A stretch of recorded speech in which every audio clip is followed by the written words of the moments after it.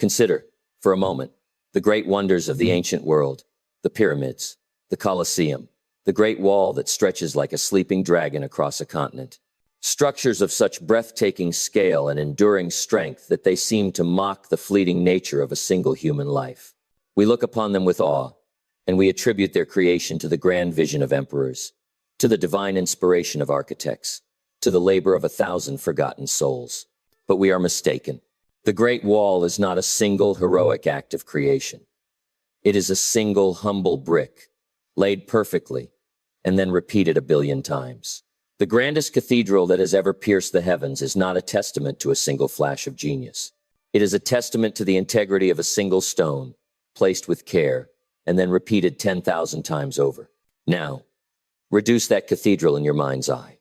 Reduce it past its towering spires, past its magnificent arches, past its solid, unyielding walls, until you are left with that one solitary brick. In itself, that brick is almost nothing. It is mundane. It is insignificant. You could hold it in your hand, you could toss it aside, and no one would notice. It possesses no inherent grandeur, no echo of the final masterpiece. And yet, herein lies the great, overlooked secret of all achievement. This is the foundational law upon which every great life, every great fortune, and every great work of art has ever been built. This is the principle of the single brick. You have been infected with a malady. It is a disease of the modern soul. It is the cult of the grand event. You have been conditioned to look for the earthquake that will shake your foundations, the lightning strike of inspiration that will illuminate your path, the one dramatic, life-altering event that will finally transform you into the person you were meant to be.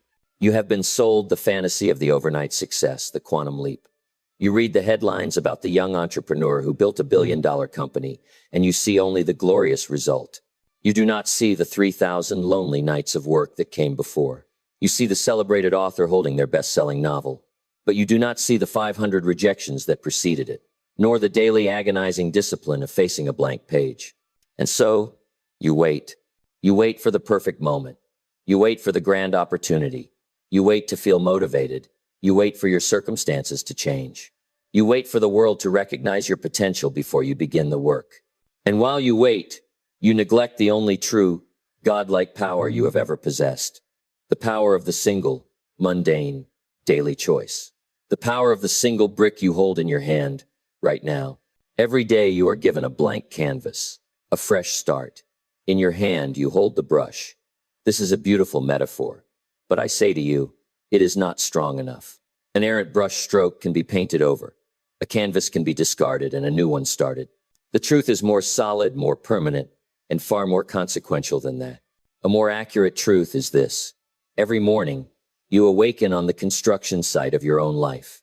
This site is your character, your destiny, and before you lies a single brick and a trowel of mortar. That brick represents the next 24 hours. The mortar represents your choices, your attitude, your actions.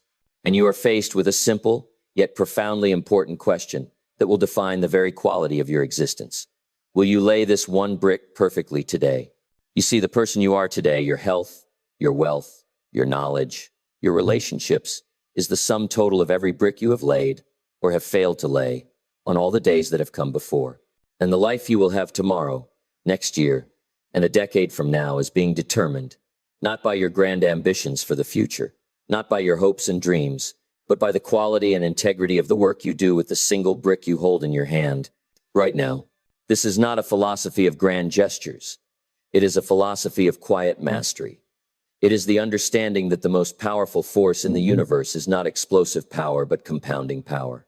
The universe does not reward the intensity of your occasional efforts. It pays interest on the currency of your consistency. We are not here to discuss how to build a cathedral in a day. That is the realm of fantasy. We are here to learn the sacred and patient science of laying one brick perfectly, with focus and integrity every single day.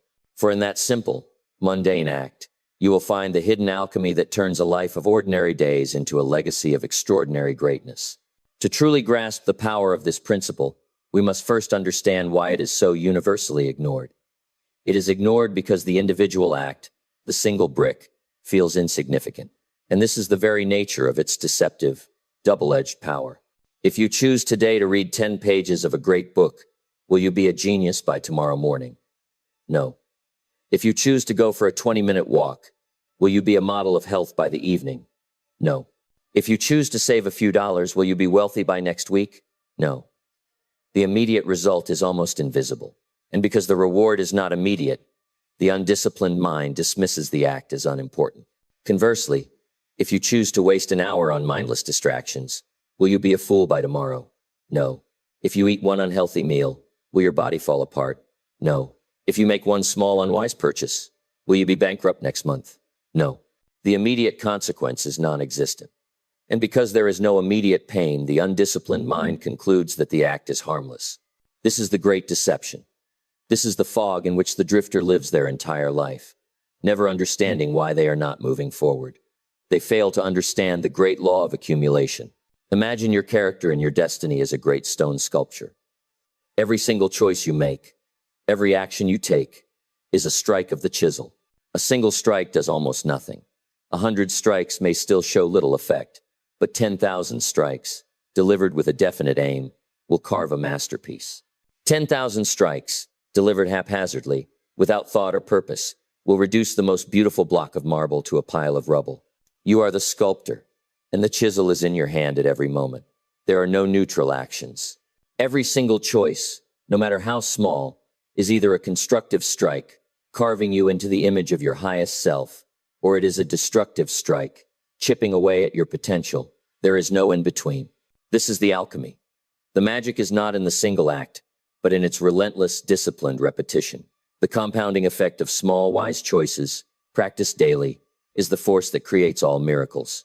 It is the force that turns a few dollars a week into a fortune. It is the force that turns a few pages a day into a library of wisdom in your mind. It is the force that turns a few moments of daily practice into unconscious mastery of a skill.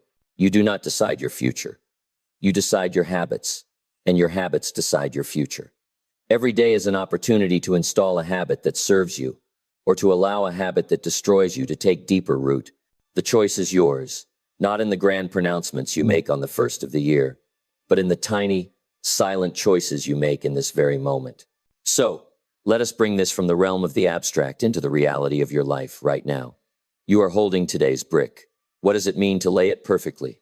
It means you awaken and, for the first few minutes, you choose to command your mind with gratitude and purpose, rather than allowing the anxieties of the world to command you.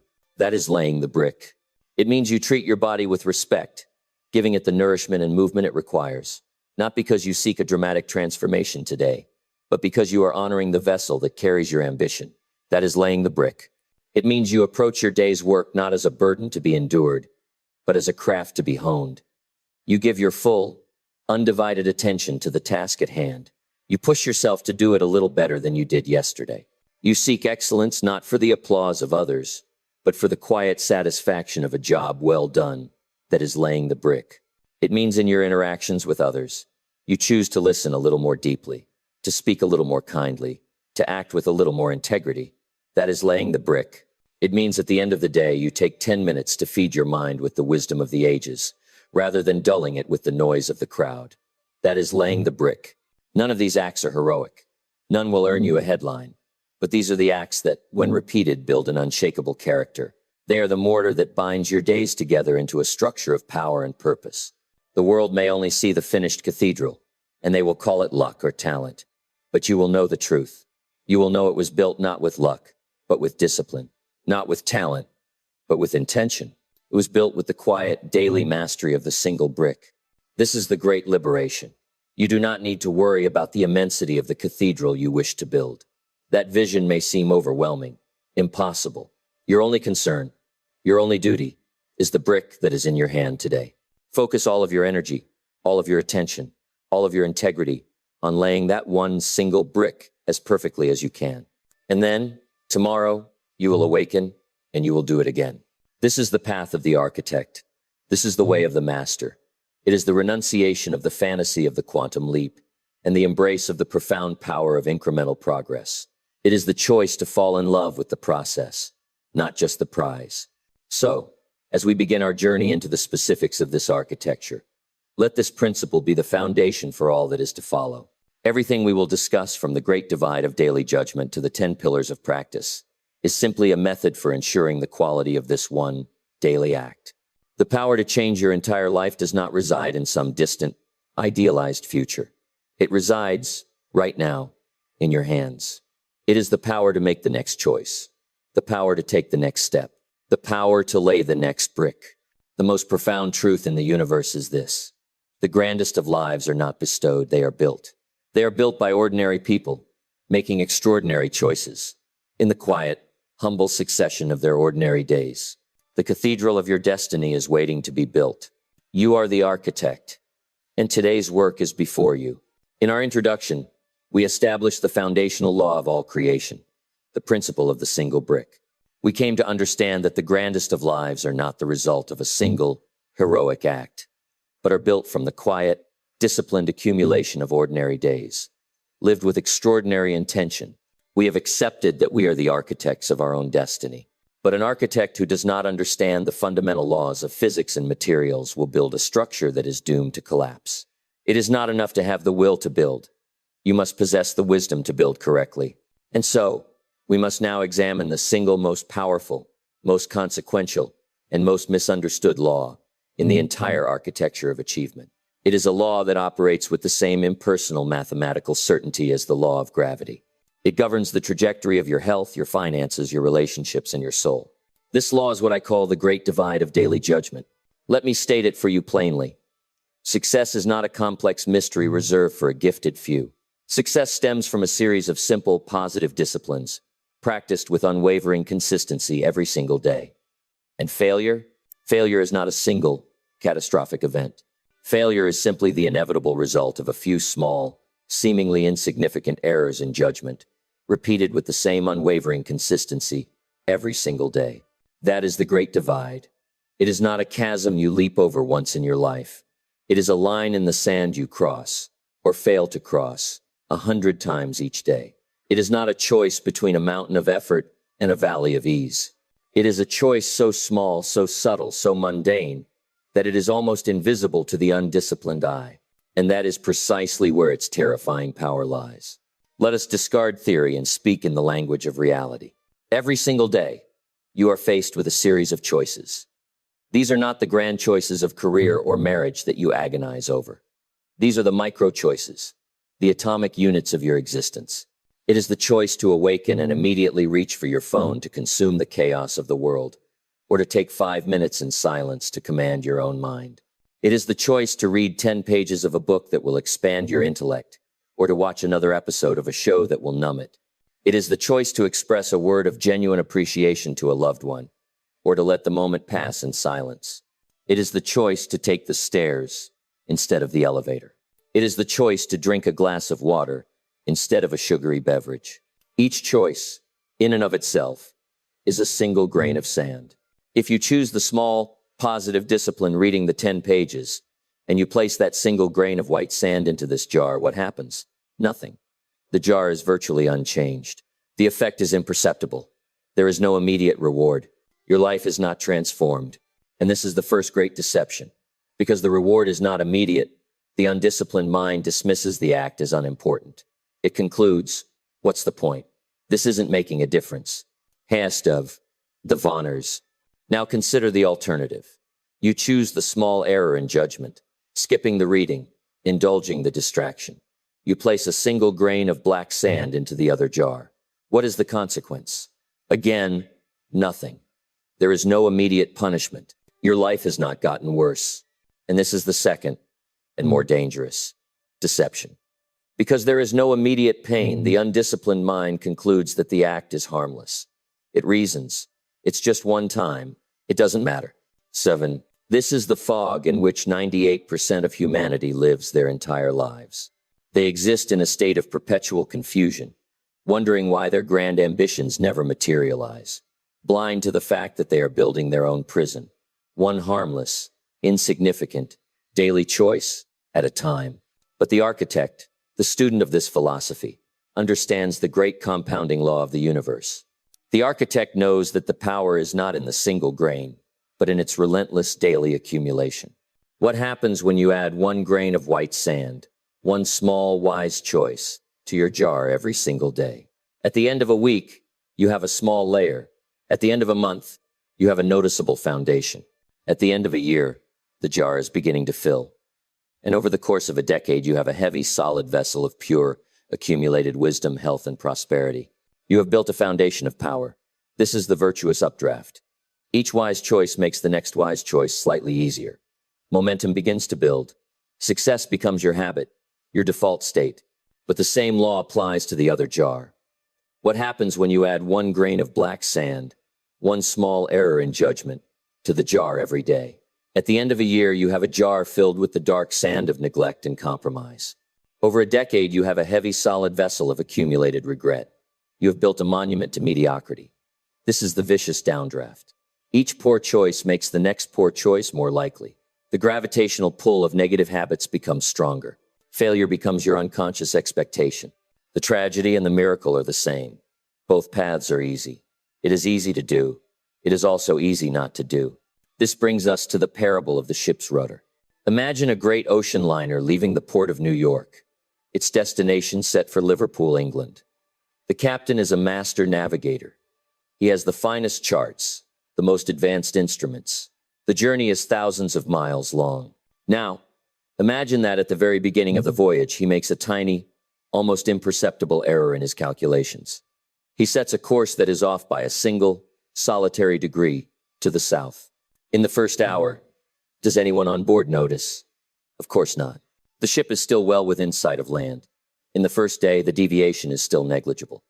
Passengers are enjoying the journey, completely unaware that anything is amiss. But that 1 degree error, that tiny, seemingly insignificant miscalculation, is now being compounded, hour after hour, day after day. By the end of the long journey across the Atlantic, where will that ship land? It will not land in Liverpool. It will not even land in England. It will miss its destination by hundreds of miles, perhaps landing somewhere on the coast of France or Spain, an entirely different continent. From a 1 degree error, so it is with your life. A small error in judgment, a minor lapse in discipline, repeated daily, is that 1 degree error. Today, it seems harmless. Tomorrow, it is forgotten. But compounded over the 10, 20, or 30 years of your working life, it will steer the ship of your destiny to a continent of disappointment you never intended to visit. Conversely, a simple, positive discipline, practiced daily, is that 1 degree course correction. Today, it seems to make no difference, but compounded over time, it will guide you, with the same mathematical certainty, to the shining harbor of your grandest ambitions. You do not need a quantum leap to change your destiny. You need a 1 degree shift practiced with unwavering consistency. So, I ask you to look with unflinching honesty at your own life. You are the captain of your ship. In this very moment, what is the 1 degree error you are allowing to persist? Is it the habit of procrastination? Is it the neglect of your physical health? Is it the cynical thought you allow to take root in your mind? Is it the relationship you fail to nurture? Be honest. Name it. For that is the source of the leak in your hull. And now, what is the 1 degree course correction you could make? Starting today, not a monumental overhaul. A simple, positive daily action. Could you dedicate the first 15 minutes of your day to planning instead of reacting? Could you replace 1 hour of passive entertainment with 1 hour of active learning? Could you make one more sales call than you feel like making? Do not be deceived by the size of the choice. Do not wait for the grand, dramatic decisions. The great battle for your destiny is not fought on the fields of tomorrow's great opportunities. It is fought in the quiet, humble trenches of your daily choices. This is the great divide. On one side stands the 98%, the drifters, the passengers. They live their lives downstream from their habits, wondering why they always end up in the same place. On the other side stand the 2%, the architects, the captains. They understand that their habits are not their masters. They are their tools. They consciously and deliberately shape the small choices, knowing that in doing so, they are shaping their grand destiny. The choice is yours. It is not a choice you make once. It is a choice you make now, and now, and now again. The bricks of your life are being laid, one by one. The grains of sand are filling the jar. The ship is sailing from the harbor. The great divide is not before you in the distance. It is beneath your feet in this very moment. With your very next choice, on which side of the line will you stand? This principle is the foundation upon which the 10 pillars of practice, which we will discuss in our next chapter, are built. Without understanding this law of accumulation, any attempt to improve your attitude, your finances, or your skills will be short-lived. You will try for a few days, see no immediate result, and abandon the effort, concluding that it doesn't work. But now you know the truth. It is working. The seed is germinating in the soil, long before the sprout breaks the surface. The foundation is settling, long before the walls go up. The work is always being done. The only question is whether it is working for you or against you. Therefore, embrace the alchemy of the mundane. Fall in love with the process. Find a quiet dignity in the disciplined repetition of small, wise actions. Be the captain who checks their heading not just once a week, but every single day. Be the sculptor who knows that the masterpiece is revealed not by one great blow, but by 10,000 patient, deliberate taps of the chisel. The world may not applaud your small disciplines today, but your future self will thank you for them. And that is the only applause that truly matters. The great divide is a daily judgment, and you are the judge. Your choices are the verdict you cast upon your own future. Let your next verdict be a wise one. And so, you stand at the great divide. The line is beneath your feet, in this very moment, with your very next choice. Understanding this law is the first great act of waking up. But understanding is not enough. You must become a master of its application. You must learn the specific, practical disciplines, the 10 pillars upon which a life of compounding greatness is built. This is not merely a lecture. It is a curriculum for a well-built life, and our work has just begun. If you are committed to this journey, not as a passive spectator, but as an active architect of your own soul, then I invite you to make that commitment firm. Subscribe to this channel now. Let this act be more than a simple click. Let it be a declaration of your intent, a vow to join a fellowship of builders who choose purpose over passivity. Commit to this study, and I promise you, the blueprints for each of the 10 great pillars will be revealed. Now, let us begin to build them. We have established the foundational law of our philosophy, the principle of the single brick. We have accepted that the grand destiny we seek is not found in a quantum leap, but in the disciplined daily accumulation of small, wise choices. We have stood at the great divide of daily judgment and have chosen the upward path of the architect over the downward slope of the drifter. We are ready, now, to examine the 10 pillars upon which a life of enduring value is built. And we must begin with the pillar that is not merely a pillar, but the very foundation upon which all the others stand. It is the source from which all strength is drawn, and the point of failure from which all collapse originates. We are here to speak of attitude. Now, this is a word that has been worn thin by overuse and shallow interpretation. The world tells you to have a positive attitude as if it were a simple coat you could put on in the morning. It is presented as a naive, smiling optimism that simply ignores the harsh realities of life. This is a dangerous and childish misunderstanding of the most powerful creative force you possess.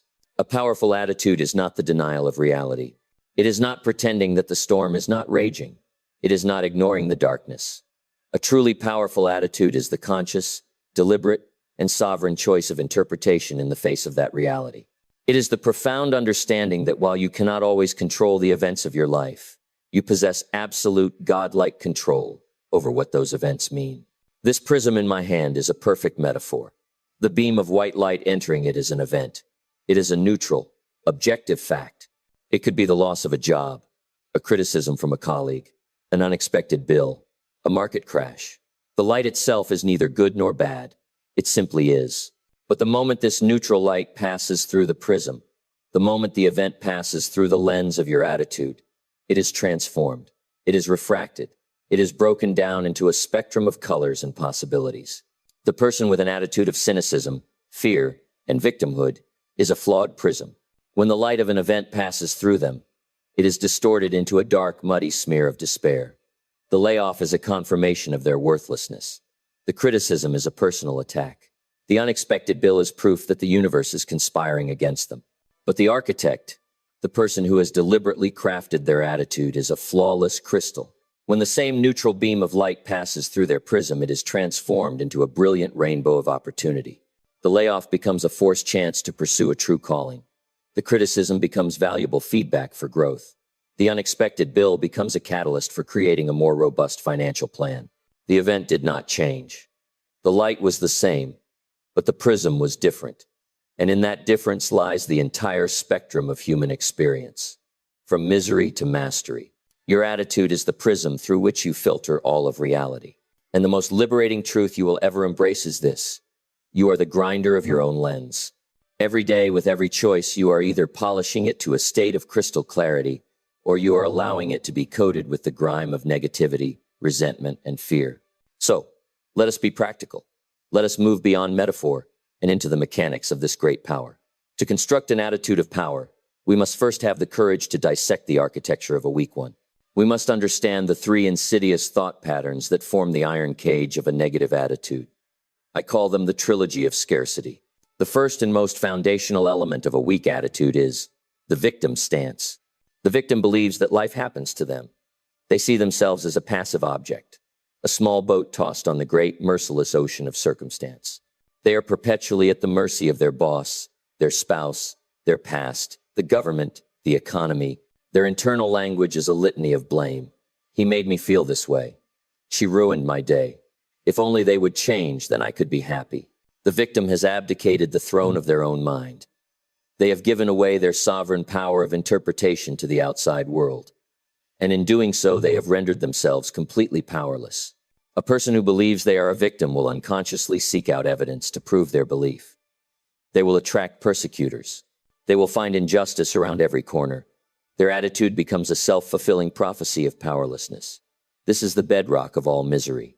The second element, built upon this foundation, is the cynic's gaze. The cynic prides themselves on being a realist. But cynicism is not realism. It is a profound form of intellectual laziness.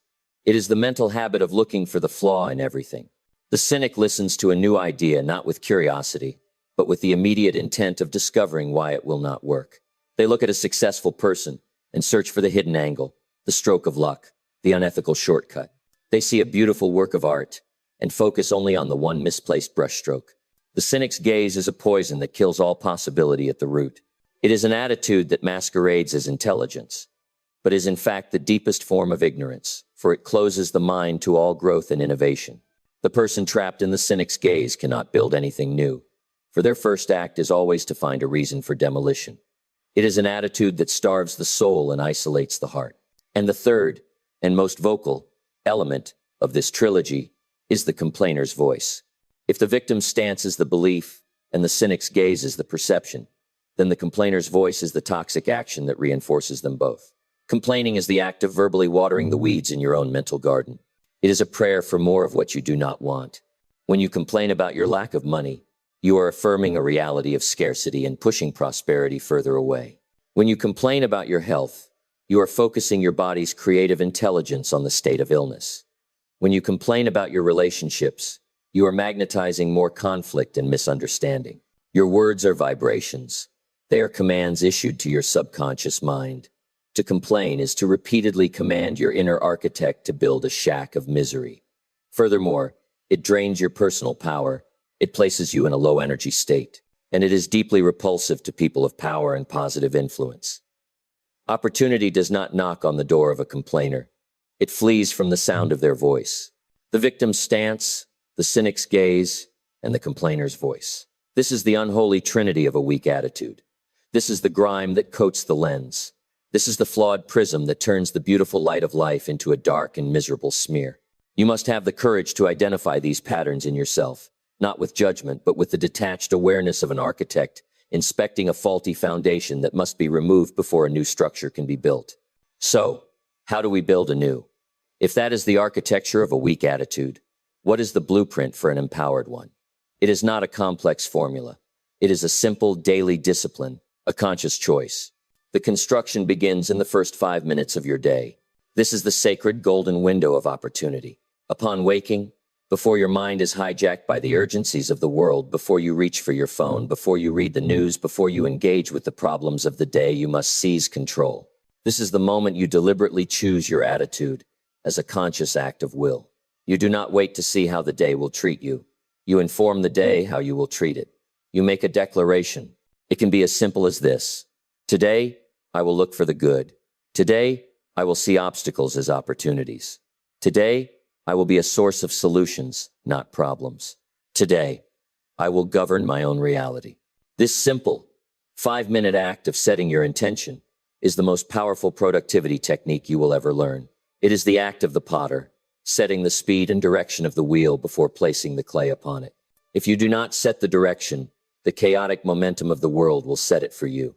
With this initial choice made, you then carry it into the day as your primary tool of interpretation. You practice the power of deliberate reframing. Let us use a parable. 2 men work at the same shoe factory.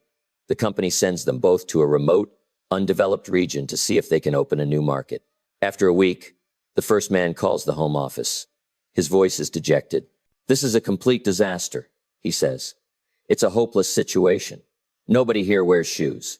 He has filtered the neutral fact through his attitude of cynicism and sees only a dead end. The second man calls an hour later. His voice is electric with excitement. "You won't believe this," he shouts. "This is the greatest opportunity of our lifetime. Nobody here wears shoes." Yet, the fact was identical for both men. The interpretation was the polar opposite. The first man saw a problem. The second man saw a multi-million-dollar opportunity. One allowed his circumstances to determine his attitude. The other used his attitude to define his circumstances. That is the power of deliberate reframing. It is the daily practice of asking, what is the empowering interpretation of this event? What is the opportunity hidden within this obstacle? This practice is fueled by the language of possibility. You must become a ruthless editor of your own internal and external vocabulary. You must banish the language of the victim and the cynic. The phrase, "I can't," must be replaced with the question, "How can I?" The statement, "That's impossible," must be replaced with the inquiry, "What would have to be true for it to become possible?" Your language is not just descriptive, it is creative. Words are the chisels that carve your reality. To speak of problems is to create more problems. To speak of possibilities is to invite solutions to appear. And finally, you must understand the magnetism of an empowered attitude. Have you ever been in the presence of a person who radiates a calm, confident, positive energy? They do not complain. They do not blame. They speak of vision, of solutions, of what can be done. How does it feel to be around them? It is energizing. It is uplifting. You feel more capable, more hopeful in their presence. This is not a coincidence. An empowered attitude is a high-frequency vibration. It acts as a magnet. It attracts other high-energy people. It attracts opportunities. It strengthens relationships. It builds a force field around you that repels the petty annoyances and the negative energies of others. People are naturally drawn to positivity not because it is naive, but because it is a signal of strength, resilience, and power. Your attitude is your greatest asset in your personal and professional life. It is the invisible current that will either pull your ship forward or hold it back. So we see attitude is not a simple pillar. It is the master key. It is the alchemical agent that governs the effectiveness of all the other pillars. You can have the discipline to lay a brick every day, but if you lay it with an attitude of resentment and complaint, you are building a prison. You can have the purpose, but if you view it through the cynic's gaze, you will never take the first step. You can have knowledge, but if you filter it through a victim's stance, you will never apply it. Attitude is the governor. It is the quality of the mortar that binds all your bricks together. It is the daily choice to polish the lens, to see the world not as a threat to be endured, but as a masterpiece waiting to be sculpted by your own interpretation. Your life is a canvas, but your attitude is the very quality of the light in your studio. You can try to paint in a dark, gloomy room, and your results will be muddy and lifeless. Or you can choose to throw open the curtains, to flood your studio with the brilliant light of an empowered, positive, and solution-oriented attitude. The light is a choice, and it is the first and most important choice you will make every single day for the rest of your life. Choose wisely. In our last chapter, we explored the first great pillar of a well-built life, attitude. We came to understand attitude as the prism, the lens through which we interpret the neutral events of the world, transforming them into either a spectrum of opportunity or a smear of despair. We learned that the daily, conscious choice of our attitude is the act of polishing that lens. But we must now go deeper, for a lens, no matter how clear, is useless without a source of light. A prism is powerless in the dark. We must now examine the very ground from which our attitudes spring. We must inspect the soil in which the seeds of our thoughts either flourish into a magnificent garden or wither into a barren wasteland. This soil, this foundational belief system about the very nature of your own being, is your mindset. If your attitude is the weather of your mind changing day to day, moment to moment, then your mindset is the climate. It is the deep, underlying, and often unconscious set of beliefs that determines what can grow in your inner world. You can have a positive attitude for an hour, or even a day. But if the soil of your mindset is toxic, the weeds of doubt and fear will inevitably return. For that is the only thing such soil can sustain. The entire human experience, from the depths of misery to the heights of genius, can be understood as a battle between two, and only two, fundamental mindsets. They are two opposing architects, two rival gardeners, constantly at war for the territory of your soul. Your life as it stands today is a direct reflection of which of these two has been winning that war. The first, and by far the most common, is the mindset that governs a life of limitation. Let us give it a name, so we may recognize its voice. Let us call it the jailer. This is the fixed mindset. The second, the one that governs a life of infinite possibility, is the mindset of the creator. Let us call it the architect. This is the growth mindset. Our work today is to illuminate the architecture of both of these internal worlds, so that you may consciously choose the one in which you will live for the rest of your days. First, let us understand the nature of the jailer, the fixed mindset. The fundamental belief of the jailer is that your qualities are carved in stone. Your intelligence, your talents, your personality, your character, they are fixed traits. You have a certain amount, and that is that. The jailer's entire purpose is to have you spend your life documenting your abilities rather than developing them. The voice of the jailer is often seductive. It sounds like reason. It sounds like protection. It whispers to you in the language of permanent labels. Its sacred texts are the phrases, "I'm not a math person. I'm just not a natural leader. I've never been good with money. That's just the way I am." 7. Do you recognize this voice? It is the voice that builds a cage around your potential and convinces you that the cage is the entire universe. To the fixed mindset, every situation is an evaluation. Every task is a test. Every challenge is a potential threat. Because if you fail, the verdict is not on your strategy, but on your very essence. Failure becomes a final statement of your inadequacy. Therefore, the jailer's primary motivation is to protect you from any situation where you might be found wanting. It will do anything to help you avoid failure, and in doing so, it will ensure you avoid all meaningful growth. The jailer sees effort as a sign of weakness. Its logic is perverse. If you were truly talented, truly a natural, you would not have to try so hard. Thus, the need for effort is seen as proof of your deficiency. This is why so many people with this mindset plateau. They reach a certain level of competence and then stop, because to push further, to struggle, would be to admit that they are not, in fact, a natural genius. The jailer promises you safety.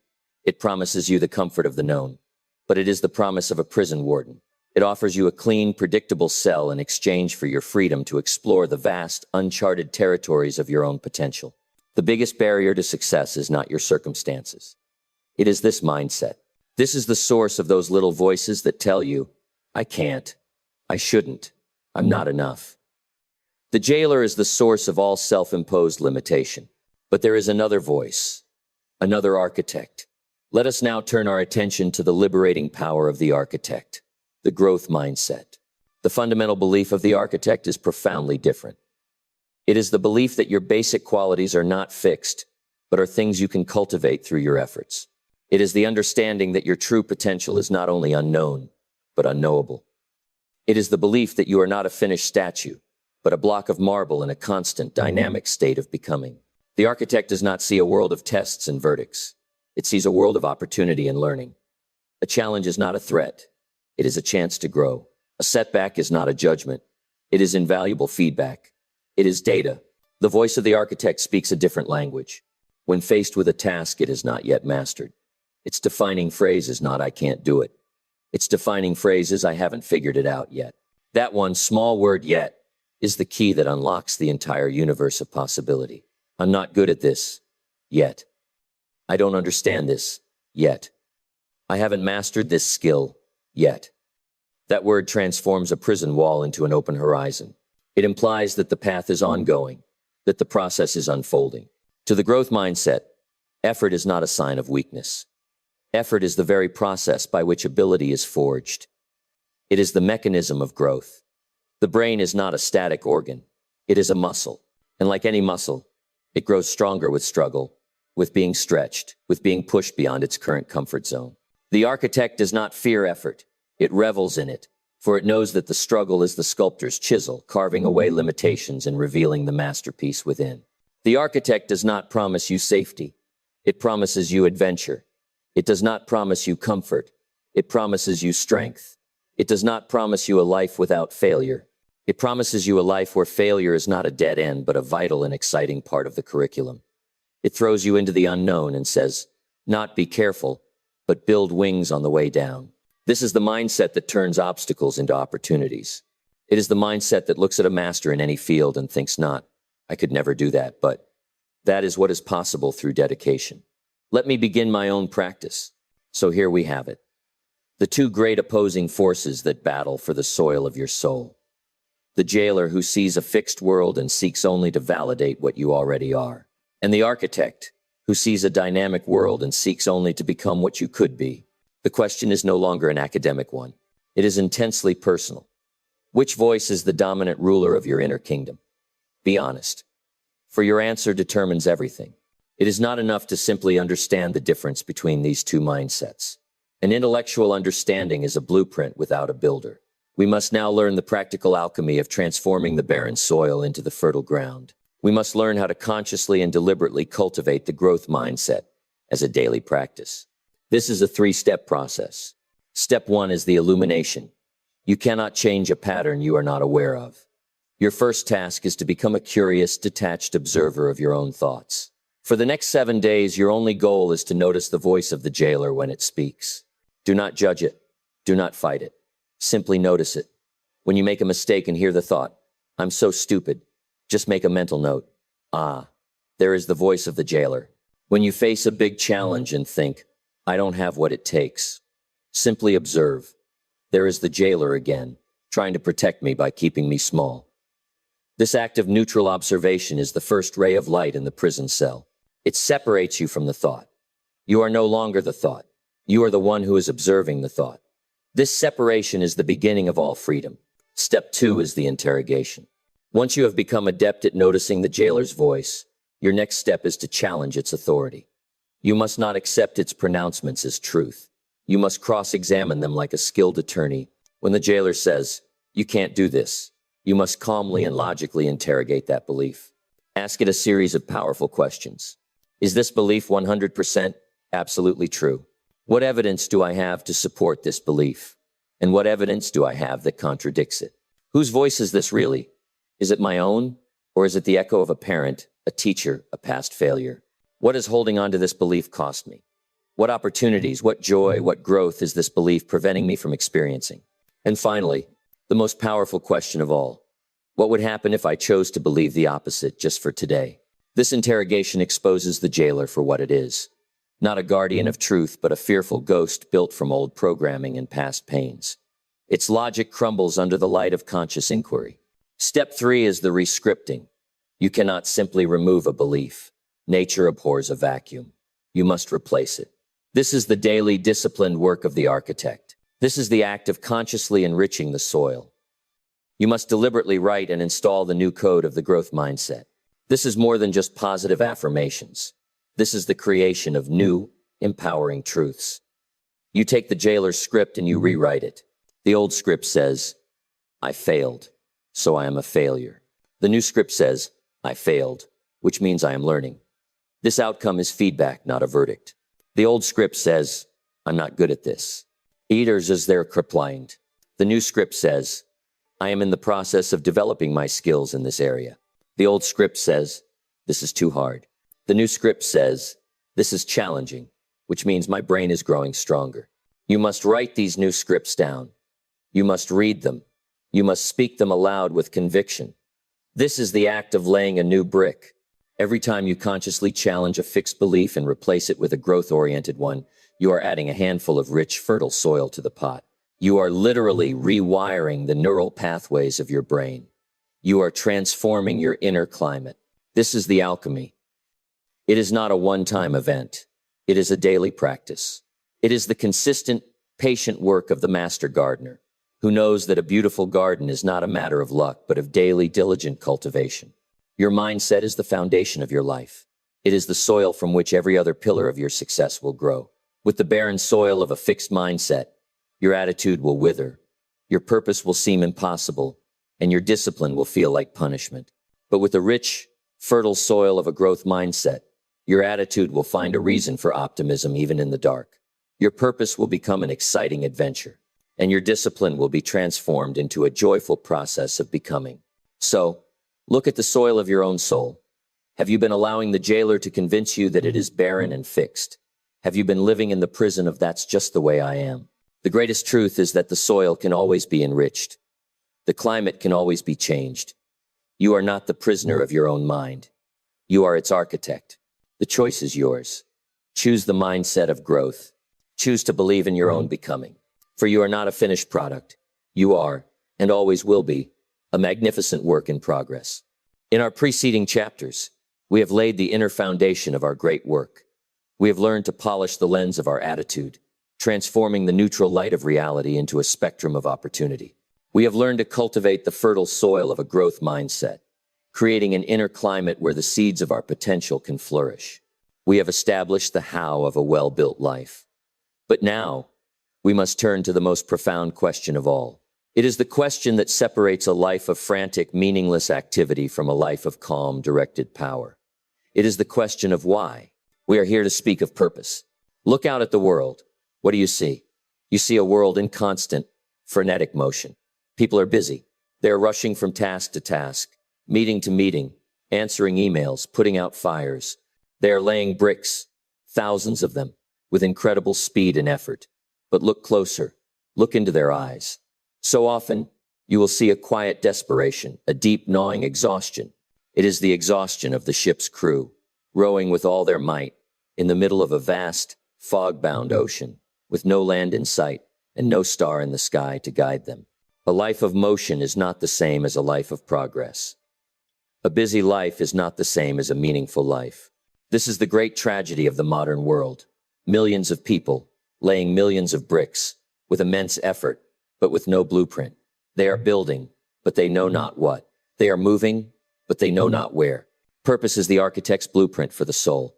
It is the North Star in the vast, dark sky of your existence. It is the silent, unwavering force that gives direction to every action, meaning to every struggle, and context to every single brick you lay. Without it, your discipline is merely a grind. Without it, your positive attitude is merely a fragile mask. Without it, your life, for all its activity, is adrift. But we have been sold a misleading and often paralyzing myth about purpose. It is the myth of the great discovery. We are taught that purpose is a single, magical thing, a hidden treasure, a secret passion that we are meant to find, as if on some cosmic scavenger hunt. We are told to find our purpose, and so we wait. We wait for a flash of lightning, a moment of divine revelation. We dabble in a dozen things, hoping to stumble upon the one that makes our hearts sing. For many, this search becomes a source of great anxiety, a lifelong quest for a destination that remains forever elusive. This is a flawed paradigm. Purpose is not a destination you find. It is not a map, handed to you, complete with a red X marking the spot. A map is rigid. A map can become outdated the moment the terrain changes. A true, living purpose is not a map. It is a compass. A map shows you a single, predetermined path. If a bridge is out, if a road is closed, the map becomes useless. It breeds frustration and a sense of being lost. But a compass is a tool of a different nature entirely. A compass does not give you a path. It gives you a direction. It always points north. With a compass in hand, you can navigate any terrain. If you encounter an impassable mountain, you are not lost. You simply consult your compass and find a new path, east or west, that still ultimately leads you north. If you come to a raging river, you follow it downstream, always keeping your bearings, until you find a place to cross. The compass gives you the freedom to adapt, to learn, to grow, while never losing sight of your ultimate direction. Your purpose is your true north. So, what does this mean in practical terms? It means that your purpose is not a job title. It is not to be a doctor or to be a millionaire. These are goals. These are destinations on a potential map. Your true north, your purpose, is the why behind those goals. It is the deep, resonant value that drives you. Your purpose might be to empower others to achieve their potential. This can be expressed as a teacher, a manager, a writer, a parent. Your purpose might be to create beauty and order in a chaotic world. This can be expressed as an artist, a designer, an engineer, a gardener. Your purpose might be to be a source of strength and healing for those in pain. This can be expressed as a doctor, a therapist, a coach, a friend. Do you see the difference? The goal is the what. The purpose is the why. When you are clear on your why, your compass, you can find 100 different whats, 100 different paths to express it. This is the first great act of liberation, to stop searching for the perfect map and to start calibrating your inner compass. Now, once you have begun to calibrate this compass, you must understand the nature of the fuel that will drive you forward. For there are two great frequencies of purpose, two types of motivational fuel. One is weak, volatile, and ultimately corrosive. The other is clean, powerful, and sustainable for a lifetime. The first, and most common, is the frequency of away from. This is the motivation of the drifter, the motivation of fear. A person operating on this frequency is running away from a negative outcome. They work hard to get away from poverty. They are nice to others to get away from loneliness. They exercise to get away from illness. They seek success to get away from a feeling of insignificance. This away from motivation can be powerful in the short term. The fear of a predator can make you run very fast. But it is a stressful, exhausting, and unsustainable way to live. It is a life built on avoiding negatives, not on creating positives. The moment the threat is gone, the motivation vanishes. The person who works hard only to escape poverty often finds that once they have a little financial comfort, their drive disappears. Their engine runs out of fuel because the fear is gone. But there is another frequency. It is the frequency of the architect. It is the frequency of toward. This is the motivation of love, of vision. A person operating on this frequency is not being pushed from behind by fear. They are being pulled forward by the powerful, magnetic force of a compelling vision. They are not running from the darkness. They are moving toward the light. The person on this frequency works to create abundance and opportunity for their community. They are kind to others because they seek to build genuine connection. They exercise because they love the feeling of vitality and strength. They seek success because they have a valuable contribution to make, a gift to give to the world. Do you feel the profound shift in energy? Away from is a clenched fist. Toward is an open hand. Away from is a desperate struggle for survival. Toward is a joyful act of creation. You must conduct an honest audit of your own motivations. What is the fuel in your engine? Is it the low-grade, dirty fuel of fear, or is it the high-octane, clean fuel of vision? To live a life of purpose is to consciously choose to shift your frequency from away from to toward. It is to decide what magnificent vision you are moving toward, not just what miserable reality you are trying to escape. So, how do we make this grand concept of purpose a part of our daily practice? How does purpose become a brick that we lay, day after day? Purpose, you see, is not something you think about once and then file away. It is a tool for daily navigation. It is the compass you must consult before you lay every single brick. The daily practice of purpose is the practice of alignment. It is the discipline of asking yourself, before every significant choice, a simple, powerful question. I call it the architect's question. It is this: does this choice, this action, this word, this thought serve as a true and accurate expression of the person I am choosing to become? Does this brick align with the cathedral I am building? This question is your daily calibration.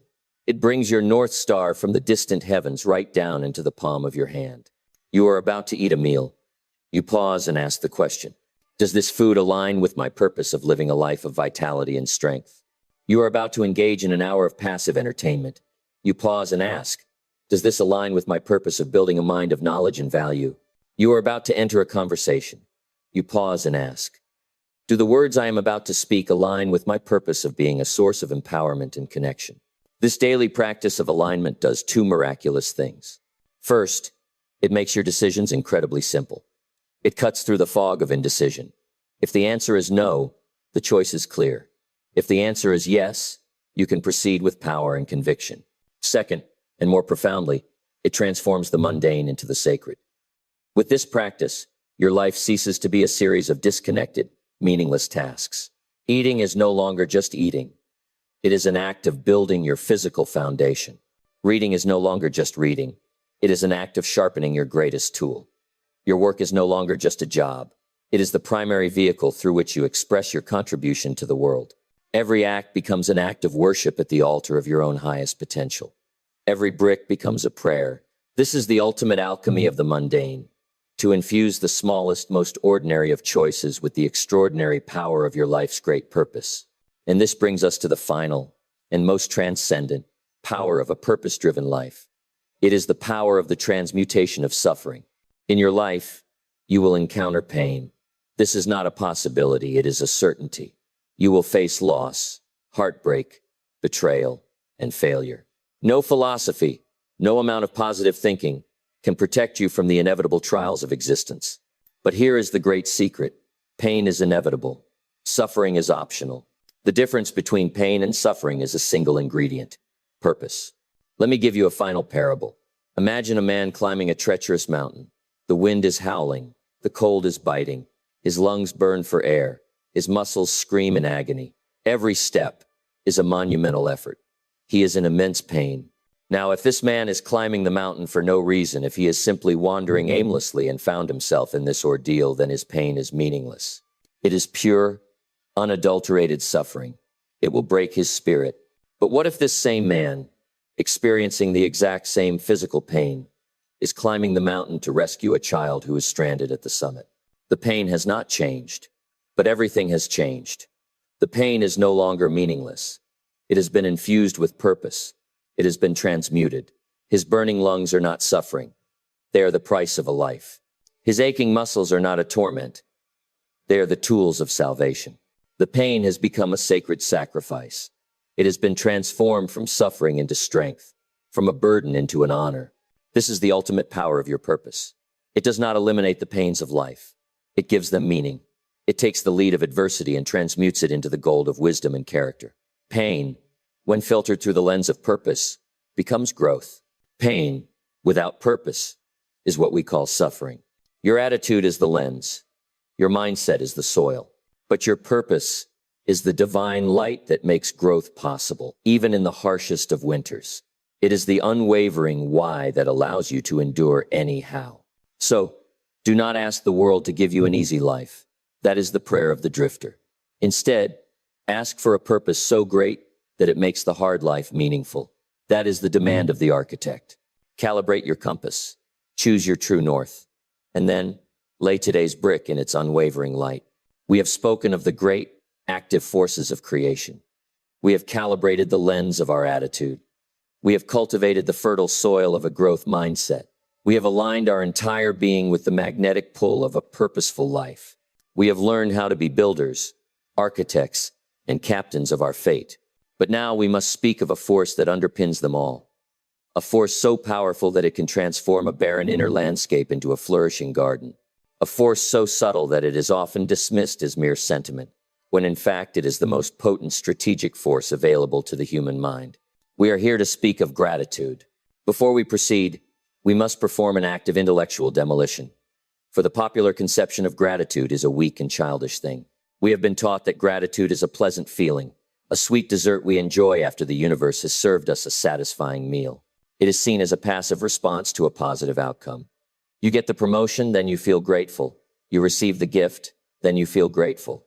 You achieve the victory, then you feel grateful. This interpretation, while not entirely wrong, is so tragically incomplete that it robs the principle of its true, world-altering power. To see gratitude as a mere reward is to see the sun as a simple light bulb. True gratitude, the gratitude of the architect, is not a response.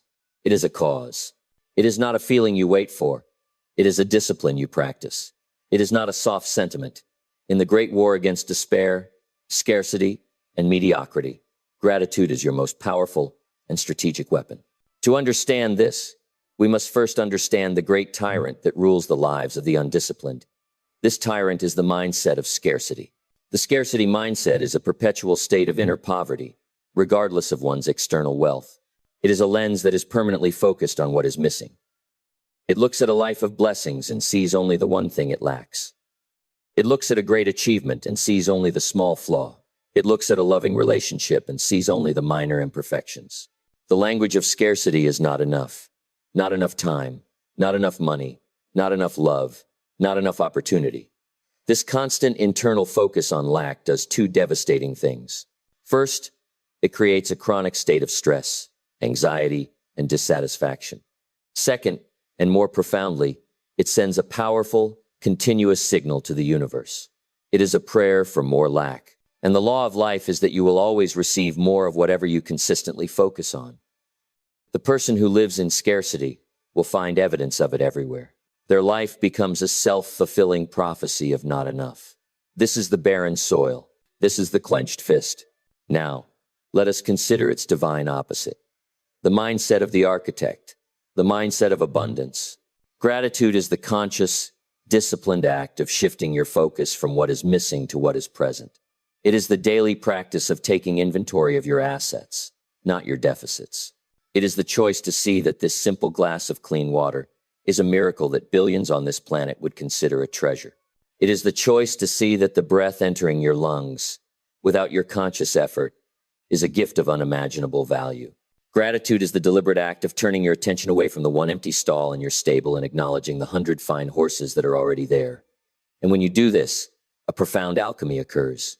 The moment you practice genuine gratitude, you cannot simultaneously feel fear.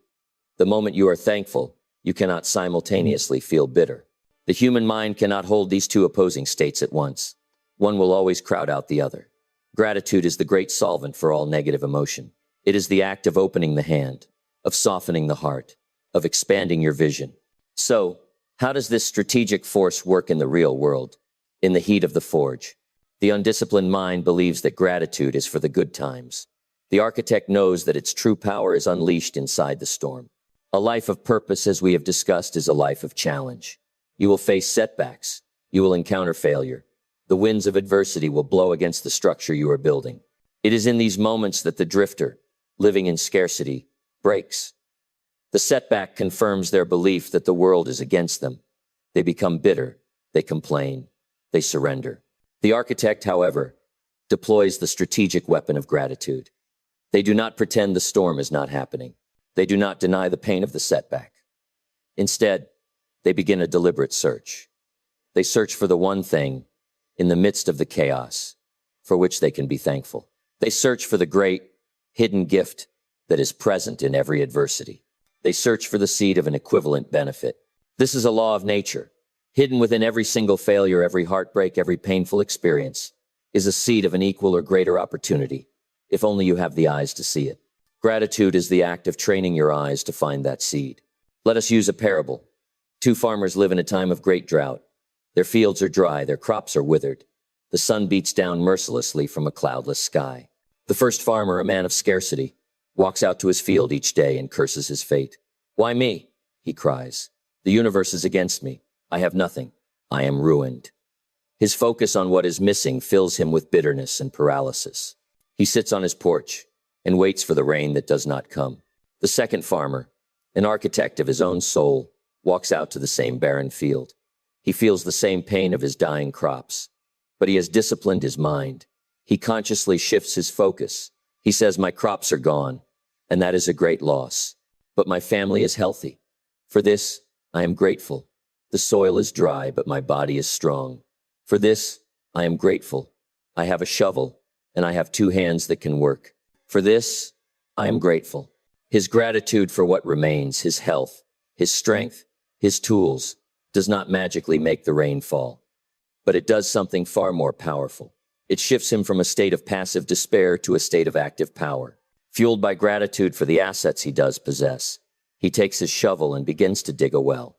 He searches for the water that is hidden deep beneath the surface. He chooses to create a solution, rather than curse the problem. Which of these two men is more likely to survive and thrive?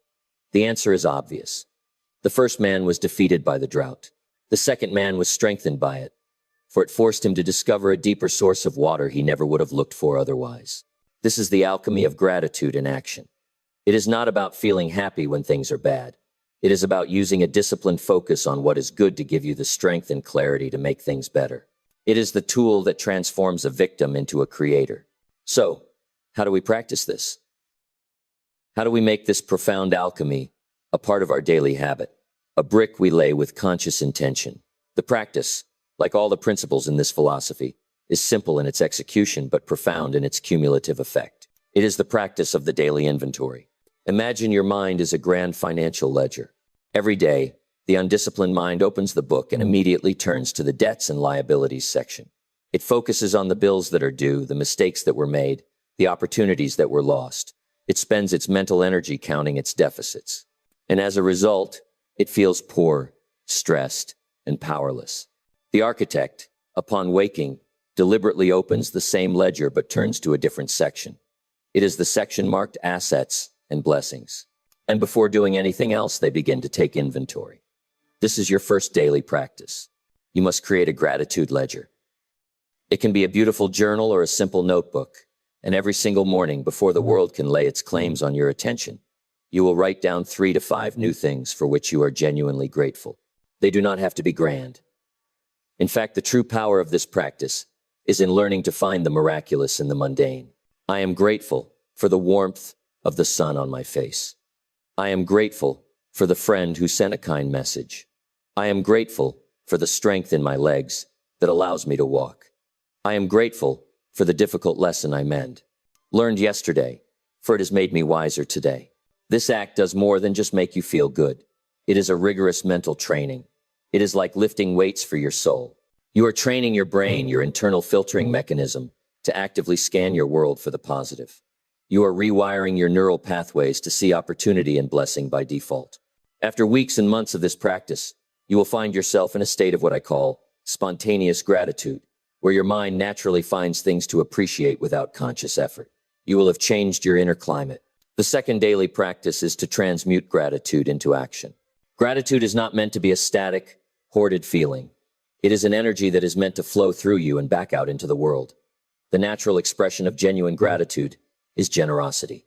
When you are truly grateful for your own health, you are more likely to care for the health of others. When you are truly grateful for your own knowledge, you have a natural desire to teach and to share it. When you are truly grateful for your own abundance, you look for opportunities to help those with less. Therefore, your second daily practice is to ask a simple question. How can I express the gratitude I feel today through an act of service? It may be a word of encouragement. It may be a small act of kindness. It may be doing your work with a higher degree of excellence as a thank you for the opportunity to serve. This act closes the circuit. It turns your inner state of abundance into an outer reality of value creation, which in turn brings more back to you to be grateful for. This is the virtuous updraft in its most powerful form. And so we see, gratitude is not a pillar that stands alone. It is the living water that nourishes the roots of all the others. It strengthens your attitude, for it is impossible to maintain a cynical attitude when you are actively looking for the good. It fertilizes the soil of your mindset, proving every day that your well-being is not fixed, but is a direct result of your focus. It clarifies your purpose, for a grateful heart naturally seeks to give back and to serve. It fuels your discipline, for you work with joy when you see your daily tasks not as a burden, but as an opportunity. It makes you more resilient, for it is the tool that finds the seed of benefit in every single adversity. This is the alchemy, to take the common leaden moments of an ordinary day and, through the catalytic agent of a grateful perspective, transmute them into a golden life of peace, power, and abundance. The world will tell you to be grateful when you get what you want. The architect knows the truth. Be grateful for what you already have, and you will find you have everything you need to create what you want. Your life is a treasury. The undisciplined mind focuses on the few empty shelves. The architect spends their days in joyful appreciation of the vast treasures that are already there. And in that simple, daily choice of focus lies all the difference. We have spent our time thus far in the most sacred and important territory of all, the inner world. We have polished the lens of attitude, cultivated the soil of a growth mindset, calibrated the compass of our purpose, and nourished our roots with the life-giving water of gratitude. We have built a magnificent inner foundation. The unseen work is well underway. But a foundation, no matter how deep and solid, is useless if no structure is ever built upon it. An inner world, no matter how enlightened, is a kingdom in isolation if its power is never expressed in the world of men and matter. The purpose of a strong root system is not to remain underground, but to push a mighty tree up into the sunlight. We must now construct the bridge between the world of your intentions and the world of your results. This is the outer structure. This is the tangible, visible expression of your inner will, It is comprised of three great pillars of action. These are not merely skills to be learned. They are arts to be mastered. They are the tools with which you will take the divine blueprint from your mind and build it, brick by mundane brick, in the physical world. We shall begin with the pillar that serves as the very archway between these two worlds. It is the engine of all forward motion, the glue that holds your ambitions together. We must speak of self-discipline. Discipline. No other word in the lexicon of achievement is so misunderstood and so maligned. We are taught to see it as a punishment, a harsh restriction, a joyless state of self-denial. We see it as the enemy of freedom, the opposite of passion. This is the perspective of the drifter, the prisoner who has come to love his own cage. Let us now, once and for all, establish the truth. Self-discipline is not the cage. Self-discipline is the master key that unlocks the cage of your own moods, feelings, and fleeting impulses. It is not the enemy of freedom. It is the very soldier that fights and wins your freedom every single day. It is not the opposite of passion. It is the strong, steady channel through which the wild river of your passion can be directed to carve canyons and change landscapes, rather than dissipating into a swamp of good intentions. Self-discipline is the bridge between your goals and your accomplishments. It is the conscious, deliberate choice to subordinate your momentary feelings to your long-term values. The undisciplined person is a slave. They are a slave to their appetites, a slave to their moods, a slave to the feeling of I don't feel like it. Their life is a chaotic series of reactions to their own internal weather. If they feel motivated, they work. If they feel tired, they quit. Their future is held hostage by the tyranny of how they feel right now. The disciplined person is a sovereign. They have declared their independence from the whims of their own emotions. They have made a decision. They have drawn a blueprint, and they have made a sacred vow to their future self. Their actions are not governed by the fleeting weather of their moods, but by the unwavering true north of their purpose. They lay the brick not because they feel like it, but because it is Tuesday, and on Tuesdays the brick is laid. This is the alchemy. The disciplined individual has discovered the secret of turning intentions into results. Let us consider the parable of the two sculptors. Both are given an identical magnificent block of marble and commissioned to create a masterpiece. The first sculptor is a creature of inspiration. He is a romantic. He works only when he feels the muse. On the days he is filled with passion, he works with a feverish intensity, for hours on end. The chips fly, and the form begins to emerge. But on the days he feels uninspired, flat, or discouraged, his workshop remains dark. He tells himself he must wait for the feeling to return. Weeks can go by where the marble gathers dust. The second sculptor is an architect of will. He is a professional. He too feels the ebb and flow of inspiration. But he has made a promise to his future self, a vow to the angel sleeping within the stone. And so, every single morning, at precisely 8 o'clock, he enters his workshop. He picks up his hammer and his chisel. On the days he feels inspired, he works with joyful passion. On the days he feels nothing, he works with quiet, deliberate professionalism. He lays the brick. He makes the cut. He swings the hammer. He does the work. At the end of a year, which sculptor stands beside a finished masterpiece? The answer is obvious. The masterpiece of the second sculptor was not a matter of chance or luck. It was a mathematical inevitability. It was the compounding result of his quiet, daily vow. So how do we build this bridge? How do we cultivate this quiet, professional mastery over the self? It is not done through a single, heroic act of willpower. It is built through a series of small, mundane, daily practices. First, you must obey the law of the smallest viable action. You do not build the muscle of discipline by trying to lift 1,000 pounds on your first day. You build it by lifting 10. The drifter says, I will start my new fitness regimen by running 5 miles tomorrow. And when tomorrow comes, the 5 miles seem so daunting that they do nothing at all. The architect says, my new regimen begins right now, with me putting on my running shoes and walking out the door. The goal is not the 5 miles. The goal is to win the first, small battle against inertia. Make the disciplined choice so small that it is almost impossible not to do it. Second, you must reframe discipline as a promise to your future self. Every time you choose discipline over ease, you are not punishing your present self. You are honoring your future self. You are casting a vote for the person you wish to become. Every time you give in to comfort, you are betraying that future self. You are stealing from them. This reframe changes the entire emotional context. Discipline ceases to be a burden and becomes an act of the highest integrity. Third, you must create an environment of intention. Do not rely solely on your inner will. That is the path of needless struggle. Be a wise architect and design your environment to make the disciplined choice the path of least resistance. If you wish to read more, place a book on your pillow. If you wish to eat healthier, remove the junk food from your home. You make your decisions once when designing your environment, so you don't have to fight 100 small battles of willpower every single day. Discipline is the engine. It is the raw, untamed power that says, I will. It is the bridge you build brick by brick from the inner world of your dreams to the outer world of your reality. If discipline is the engine that drives your will forward, communication is the vehicle that carries it into the world of others. You can have the most disciplined mind, the most brilliant idea, the most noble purpose, but if you cannot effectively transmit that idea from your mind into the mind of another, it will die with you. It is a treasure locked in a vault, to which only you have the key. Once again, we must demolish the common understanding. We are taught that communication is about talking, about eloquence, about expressing yourself. This is a tragically incomplete and egocentric view. True communication is not about expression. It is about connection. It is not a monologue, it is a bridge. It is the sacred art of building a bridge of understanding from your inner world to the inner world of another person, and then having the courage and humility to walk across that bridge, to see the world from their perspective. The undisciplined communicator is a broadcaster.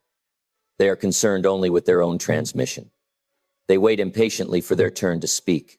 They listen not to understand, but to find a flaw in the other's argument so they can reload their own. Their communication is a battle of egos.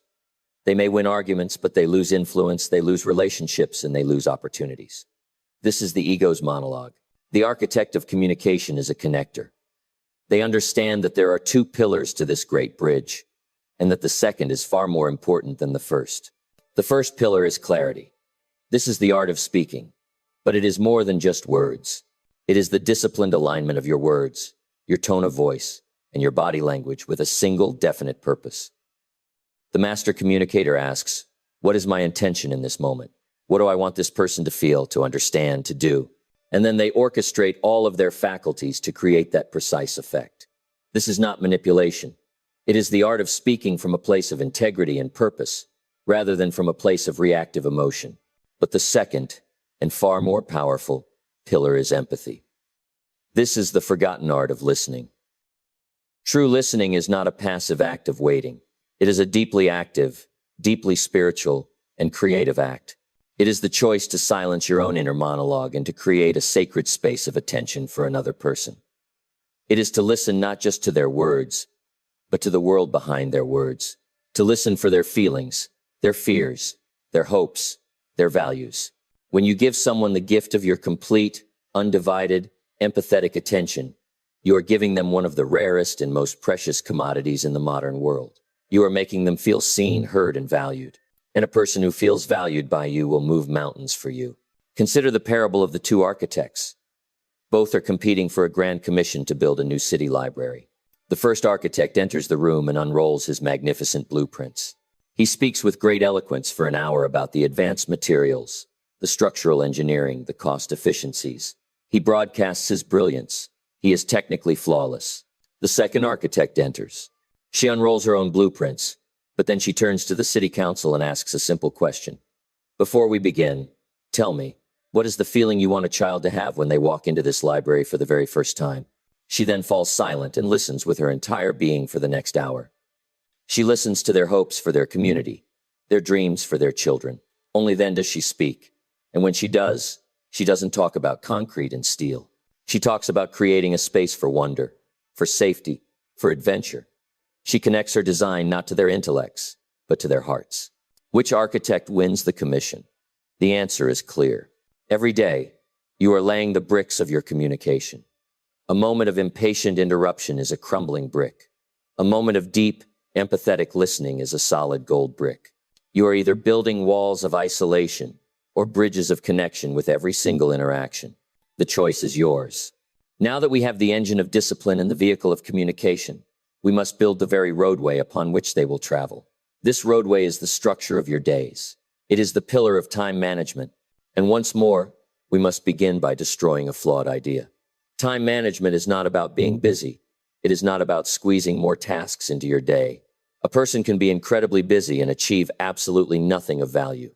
The drifter is always busy, constantly reacting to the endless stream of notifications, emails, and minor emergencies. This is not time management. This is time chaos. True time management is the conscious architecture of your existence. It is the deliberate and ruthless allocation of your single most precious, non-renewable asset, your life force, measured in minutes and hours to the people and projects that matter most. It is not about managing a clock. It is about managing your life. The enemy of the architect of time is the tyranny of the urgent. The urgent is not often important, and the important is not often urgent. The urgent screams for your attention. It is the ringing phone, the incoming email, the minor crisis. The important, however, whispers. It is the deep work on your most significant project. It is the quiet time spent with a loved one. It is the hour dedicated to your health or your learning. The drifter lives their entire life as a slave to the tyranny of the urgent. The architect builds a fortress to protect the sacred space of the important. The most powerful parable on this subject is that of the professor and the jar. A philosophy professor stood before his class with a large, empty glass jar. He filled it to the top with large rocks. He then asked his students, "Is the jar full?" They all agreed that it was. He then picked up a box of small pebbles and poured them into the jar. He shook the jar lightly, and the pebbles rolled into the open areas between the rocks. He again asked, "Is the jar full?" The students, catching on, said no. He then picked up a box of sand and poured it into the jar. The sand filled up all the remaining space. He asked once more, "Is the jar full?" The students responded with a unanimous yes. Then, the professor produced a pitcher of water and poured the entire pitcher into the jar, filling the tiny spaces between the grains of sand. The students laughed. "Now," said the professor, "I want you to recognize that this jar represents your life. The rocks are the important things, your purpose, your family, your health, your most critical projects.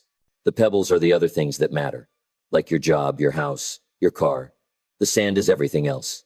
It's the small stuff. We're compiled. If you put the sand into the jar first," he continued, "there is no room for the pebbles or the rocks.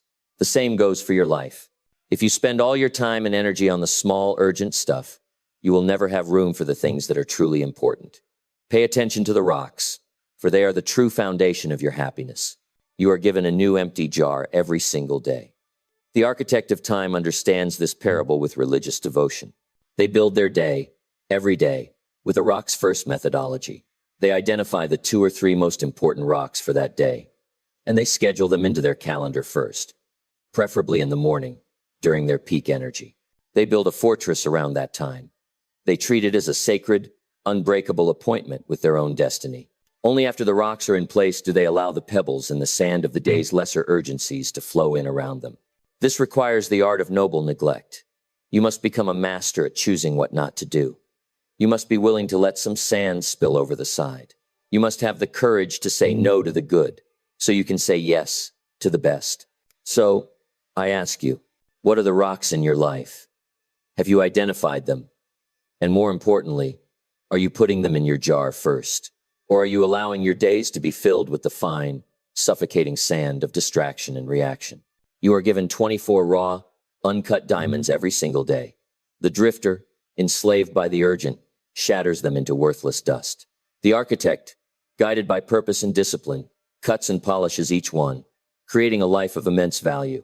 Self-discipline is the engine. Communication is the vehicle. Time management is the roadway. Master these 3 pillars of the outer structure, and you will become an unstoppable force for creation in this world.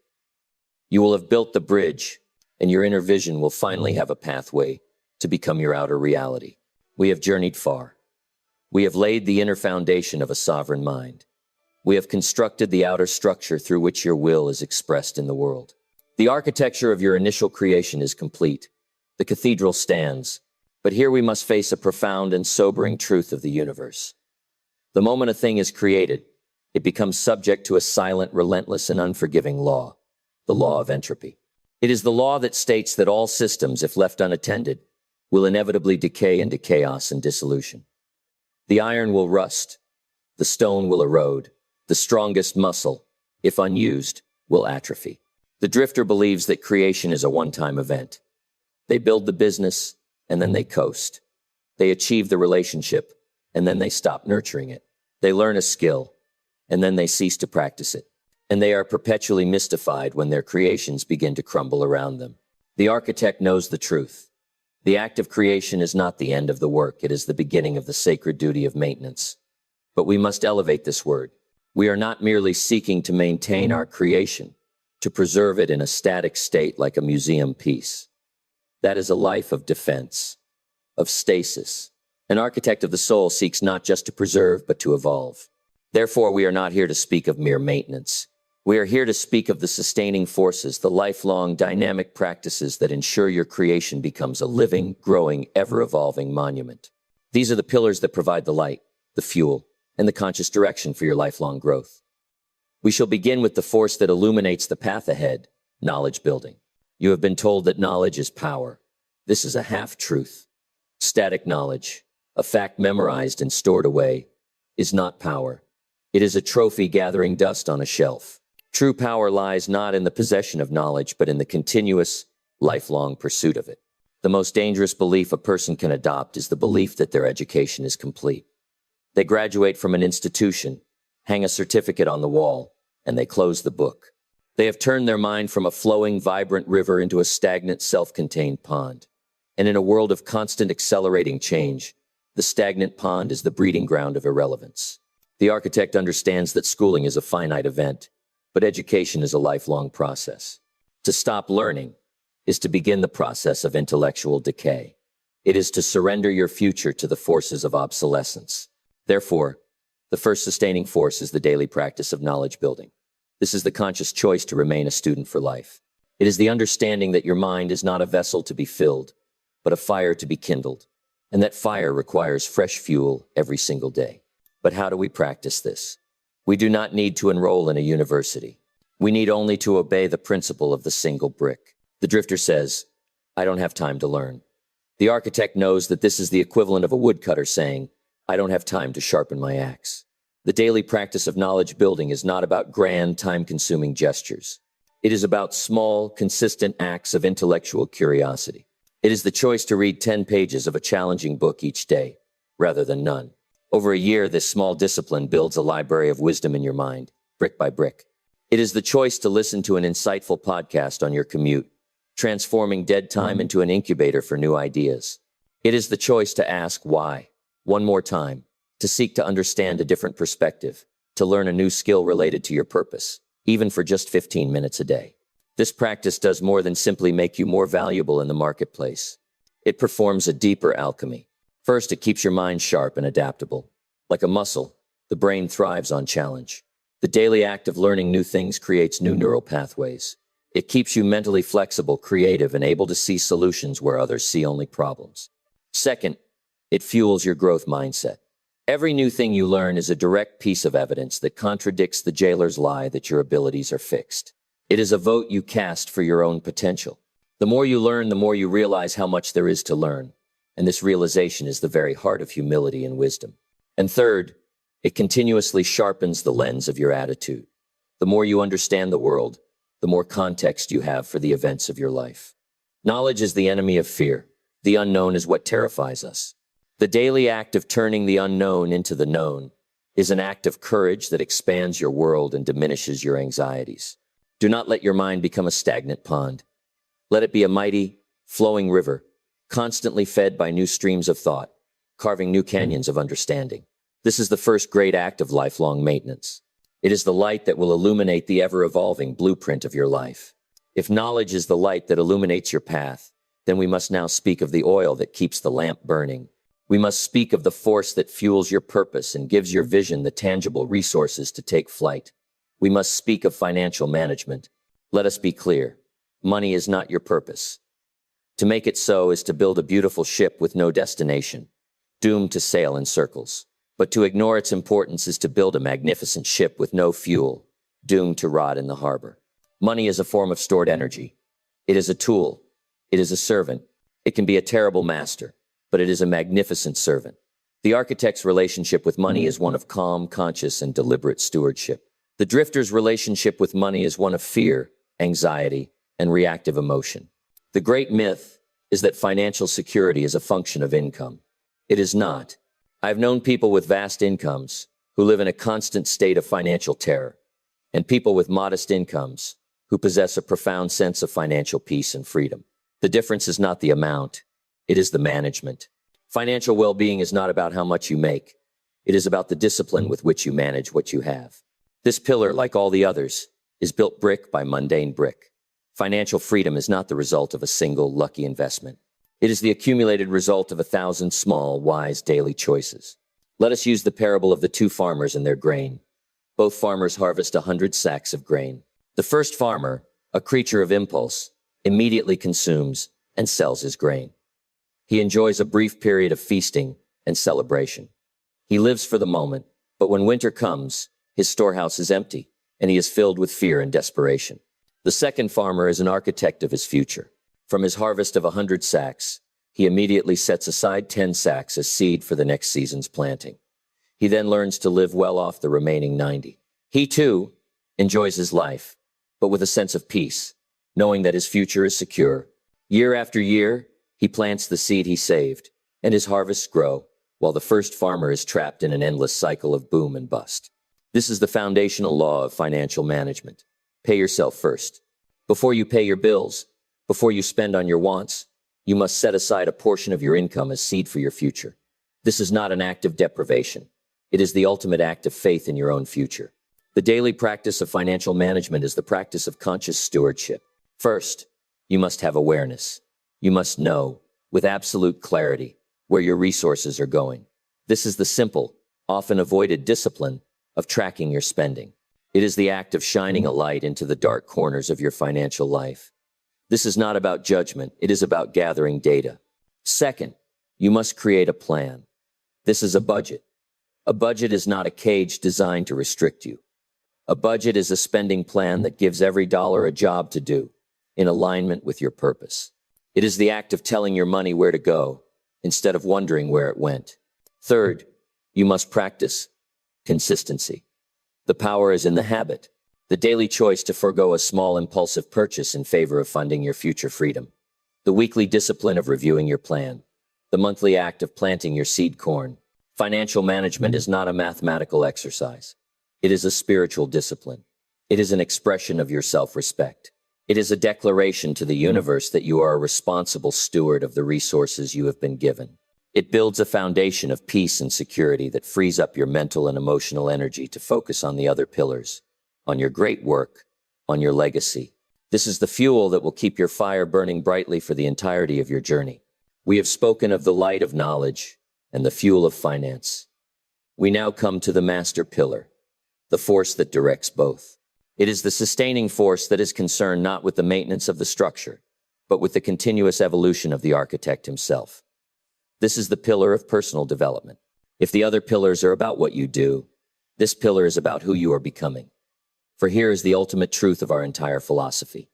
You are both the architect and the architecture. Your life is your great work of art, but you are also the artist. And the quality of the art can never exceed the quality of the artist. Personal development is the conscious and deliberate process of improving the architect. It is the overarching commitment that gives context to all the other pillars. It is the ultimate expression of the growth mindset. It is the choice to remain a magnificent work in progress for your entire life. The drifter believes in a destination. They believe that one day they will arrive. They will get the degree, the job, the house, the partner, and then their work will be done. They will have achieved success. But this is the great illusion. The moment you believe you have arrived, you begin to decay.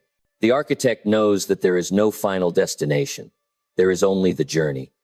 The joy is not in having built the cathedral, but in the process of becoming the person who could build such a cathedral. The practice of personal development is the practice of conscious evolution. It is the daily act of reflection. It is taking a few moments at the end of each day to ask the architect's questions. What went well today? Where did I fall short of my own standards? What did I learn? What will I do differently tomorrow? This is the process of turning your daily experience into wisdom. It is the disciplined act of goal setting. not as a rigid cage, but as a series of compelling visions that pull you forward. Personal development is the cycle of setting a goal that stretches you, striving with all your might to achieve it, and then, upon achieving it, taking a moment to integrate the lessons before setting your eyes on the next higher peak. And most profoundly, it is the practice of alignment. It is the understanding that you cannot separate the different areas of your life. Your health affects your wealth. Your relationships affect your work. Your spiritual life affects your mental life. Personal development is the art of seeing your life as a single, integrated whole, and consciously working to bring all of its aspects into harmony with your central purpose. This is the pillar that prevents you from becoming a prisoner of your own success. It ensures that the person you are tomorrow is more capable, more wise, and more compassionate than the person you are today. It is the commitment to ensuring that your growth never stops. Knowledge building provides the new blueprints for your evolution. Financial management provides the resources to fund it. And personal development is the conscious, driving will that says, I am not finished yet. These are the sustaining forces. They are the quiet, daily disciplines that transform a single great act of creation into a lifelong masterpiece of evolution. They are the practices that ensure the sapling not only survives the winter, but grows into a mighty oak, providing shade and shelter for generations to come. Your work is not just to build your cathedral. Your sacred duty is to ensure that it continues to grow, that its spires reach ever higher, long after the initial scaffolding has come down. This is the commitment of the lifelong architect. We have reached the summit. Together, we have journeyed up the great mountain of understanding. We began at the base, with the profound and simple truth that has been the foundation of our entire ascent, the principle of the single brick. We came to understand that the grandest of lives are not the result of a single, heroic leap, but are built from the quiet, disciplined accumulation of ordinary days, lived with extraordinary intention. From there, we began our climb, and we stood at the first great vista, the great divide of daily judgment. We saw with unflinching clarity how the mighty river of destiny is carved not by floods and cataclysms, but by the gentle, constant pressure of our smallest daily choices. We understood that the 1-degree error, the single grain of sand, compounded over time, is the very force that separates a life of quiet regret from a life of resounding success. With this law as our guide, we began the true work of construction, erecting the 10 great pillars of a well-built life. We laid the inner foundation, the unseen 90% of the iceberg that determines all visible reality.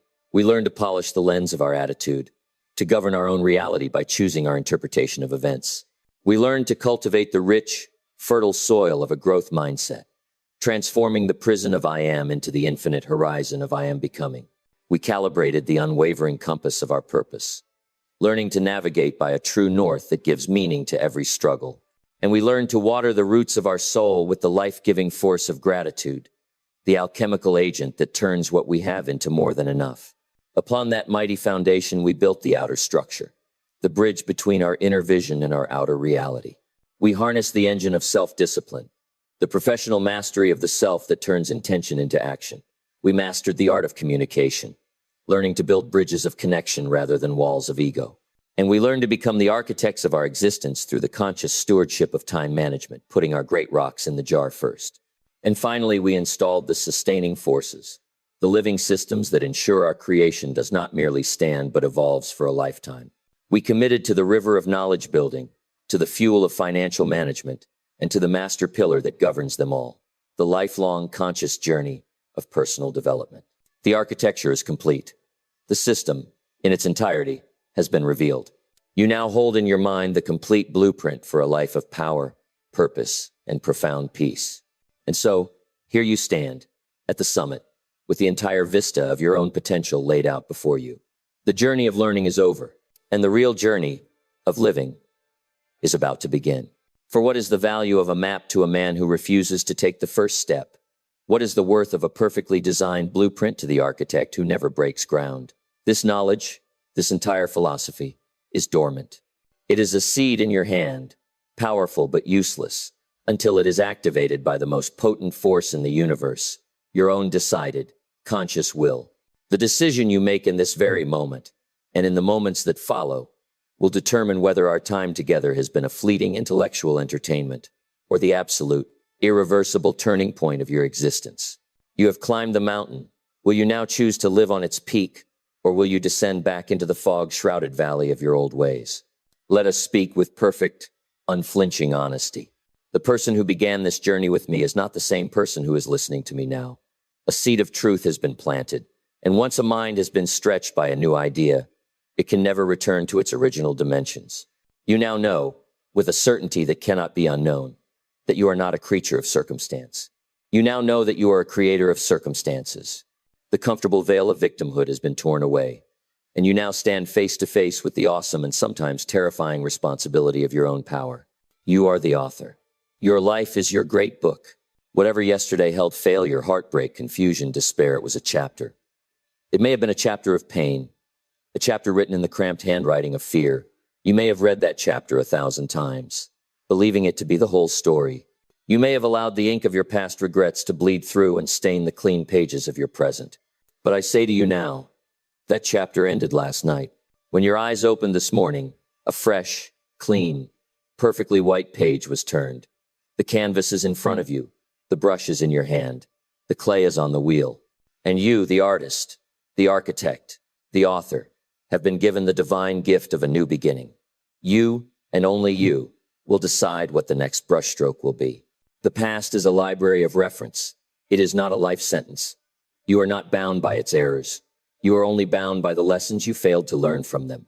The drifter, the person you are leaving behind, is a character in their own story, doomed by their own mindset to repeat the same tragic patterns. But the architect is the author, and the author has the divine power to write a redemption arc, to introduce a new theme, to shift the entire direction of the plot when the story calls for something greater. This is the sacred moment of the pivot, the moment when the main character, faced with all that has come before, chooses courage over comfort, faith over fear, progress over the paralysis of the past. That character is you. That moment is now. But I hear the voice that whispers to you. It is the ghost of the drifter. It is the voice of the jailer from your fixed mindset. It is the voice of doubt, and it may be louder now than ever before, for it is fighting for its very survival. It is whispering, "This is too much. This is too hard. I am not disciplined enough. I have tried and failed before. What makes this time any different?" You must understand the nature of this voice. This resistance is not a stop sign. It is not a verdict on your potential. It is a confirmation. It is a signal that you are standing at the very threshold of your own evolution. It is the trembling of the ground just before a great structure is raised. It is the screaming protest of your old identity as it sees you preparing to become its master. Do not fear this voice. Do not argue with it. It feeds on your engagement. Simply see it for what it is, the dying echo of a lesser version of yourself. Acknowledge it, and then calmly, deliberately, turn your attention back to the work at hand, back to the single brick. And so we arrive at the great divide, the two paths that diverge from this very summit, from this very moment. The first path leads back down the mountain, the way you came. It is wide, easy, and comfortable. It is the path of the drifter. To take this path requires nothing but your own inaction. All you must do is allow the powerful inertia of your old habits to pull you back down into the valley of the familiar. You can treat this entire philosophy as an interesting idea. You can feel a temporary rush of motivation, but if you do not ground it in an immediate act of will, the silent thief of neglect will steal it from you by morning. And you will find yourself once again on the shore of regret, haunted by the ghost of the cathedral you could have built. But there is another path. This path leads not down, but forward, along the high ridge of the mountaintop. It is a path of your own making. It is the path of the architect. It is the path of conscious, deliberate, and disciplined creation. It is not the easier path today, but it leads to a future of freedom, power, and peace that the drifter can never know. To step onto this path requires an act, a vow, a commitment. This is your final call to action. It is a call to take the first symbolic step onto this new path right now. First, you must make the architect's vow. This is a silent, solemn promise you make to yourself. It is the moment you officially fire the drifter and assume the full title and responsibility of chief architect of your own life. Repeat these words in the quiet temple of your own mind. From this day forward, I will no longer live a life of chance, but a life of choice. I will no longer be a creature of my circumstances, but the creator of my circumstances. I am the author. My past is my wisdom, not my verdict. The power is in my hands, The work begins now. The sangling mist. Second, you must ground this vow in a mundane act of beginning. Do not wait for a grand gesture. That is the drifter's trap. An architect begins with the first, small physical step.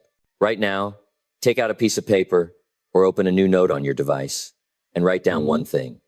One small, simple, disciplined act that you will complete before your head hits the pillow tonight. Not tomorrow. Tonight. Make it a 10-minute walk. Make it reading 10 pages of a book. Make it writing a letter of gratitude. Make it the one phone call you have been avoiding. This is your first brick. Lay it perfectly. This act, this tiny link in the great chain of your destiny, is more powerful than 1,000 hours of passive inspiration. And third, you must begin your legacy of contribution. Share this philosophy, not for my sake, but for yours. The fastest way to master a principle is to teach it. Think of one person who needs to hear this message and become the messenger. In that single act of service, you begin your ripple. This is it. The summit is behind you. The path is before you. The power has been returned to your hands. The philosophy of a lifetime is worthless without the discipline of a single day. Your life is a canvas. Your choices are the brushstrokes. Your habits are the colors on your palette. Your purpose is the light by which you paint. The masterpiece is not a distant dream. It is the result of the very next stroke you choose to make. The power is in your hands. The brick is waiting. What will you build today? You have made the vow. You have laid your first brick for today. You have stepped onto the architect's path. But this path is not meant to be walked alone. The final act of the architect is to move beyond the self. Therefore, I give you two final charges. First, you must commit to the lifelong maintenance of your own architecture. This channel is your workshop, a place to return to sharpen your tools and reinforce your foundations. If you have not already done so, subscribe and make this connection permanent. Join a global community of architects dedicated to the alchemy of the mundane. Second, you must begin your legacy of contribution now. The fastest way to master a principle is to teach it. Share this philosophy. Think of one person in your life who is drifting, who is waiting for a grand event, who needs to hear that the power to change their entire destiny is already in their hands, in the form of their very next choice. In that single act of sharing, you start your first ripple. This is it. The summit is behind you. The path is before you. What will you build today?